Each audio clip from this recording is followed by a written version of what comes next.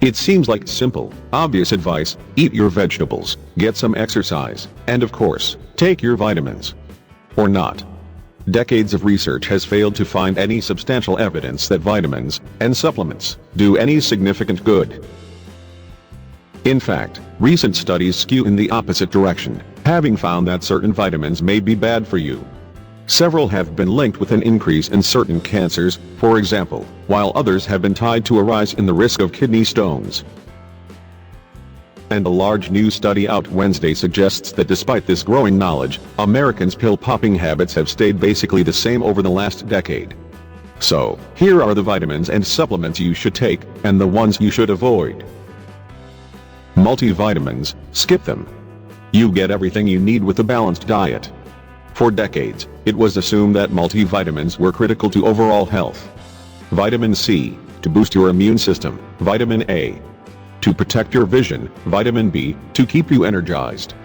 Not only do you already get these ingredients from the food you eat, but studies suggest that consuming them in excess can actually cause harm. A large 2011 study of close to 39,000 older women over 25 years found that women who took them in the long term actually had a higher overall risk of death than those who did not. Vitamin D, take it. It helps keep your bones strong and it's hard to get from food.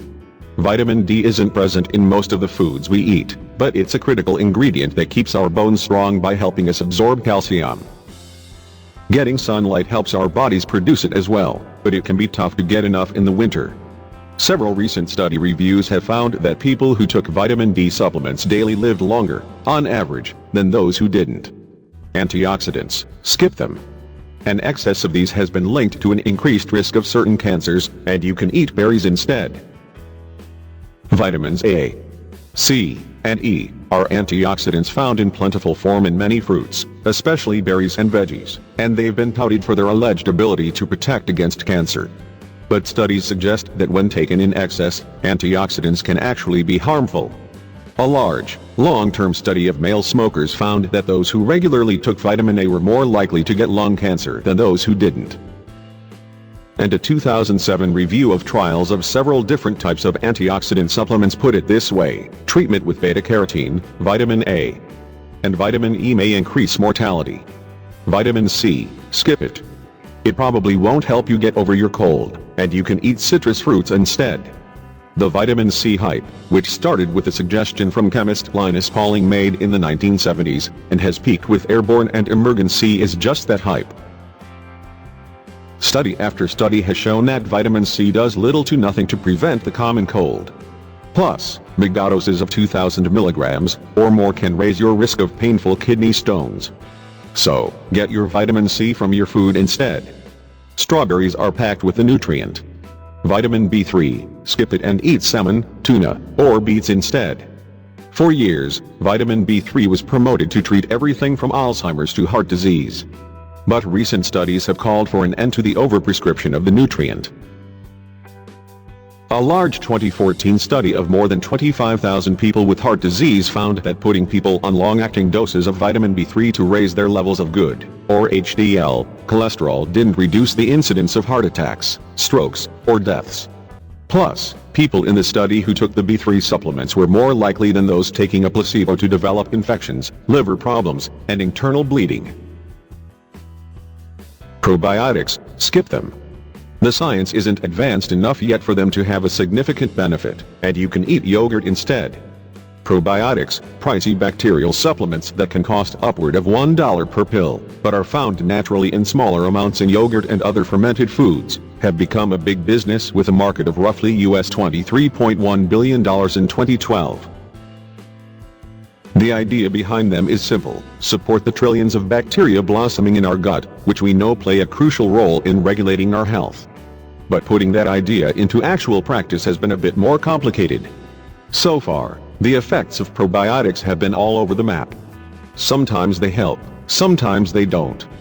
So rather than shelling out for a pill that promises to be a cure-all, snack on a parfait. Zinc, take it. It's one of the only ingredients linked to shortening a cold. Unlike vitamin C, which studies have found likely does nothing to prevent or treat the common cold, zinc may actually be worth it. The mineral seems to interfere with the replication of rhinoviruses, the bugs that cause the common cold. In a 2011 review of studies of people who'd recently gotten sick, researchers looked at those who'd started taking zinc, and compared them with those who just took a placebo. The ones on the zinc had shorter colds and less severe symptoms. Vitamin E, skip it. An excess has been linked to an increased risk of certain cancers, and you can eat spinach instead. The antioxidant vitamin E was popularized for its alleged ability to protect against cancer. But a large 2011 study of close to 36,000 men found that the risk of prostate cancer actually increased among the men taking vitamin E compared to the men taking a placebo. And a 2005 study linked high doses of vitamin E with an overall higher risk of death. So, if you're looking for more vitamin E, make yourself a fresh spinach salad and skip the pill. Dark greens like spinach are rich with this stuff. Folic acid, take it if you're pregnant, or if you might want to get pregnant. Folic acid is B vitamin which our bodies use to make new cells. The National Institutes of Health recommends that women who are currently pregnant, or who want to get pregnant take 400 micrograms of folic acid daily, because their bodies demand more of this key nutrient when they are carrying a growing fetus.